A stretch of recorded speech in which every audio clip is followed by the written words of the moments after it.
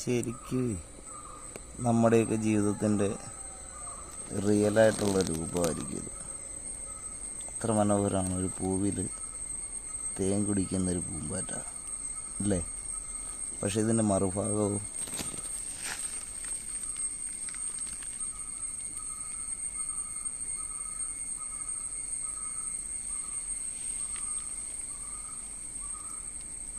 എന്താണ് അവസ്ഥ?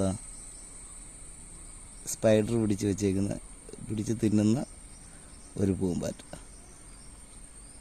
ഒരേ രീതി തന്നെ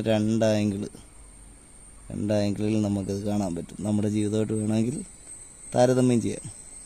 പുറമേ നിന്ന് നോക്കുന്നവർ കാണുമ്പോൾ വളരെ സന്തോഷമായിട്ട് ജീവിക്കുന്നു. പക്ഷേ അതിൻ്റെ മറുവശം ഭയങ്കരമായ കഷ്ടപ്പാടുകളിലായിരിക്കും.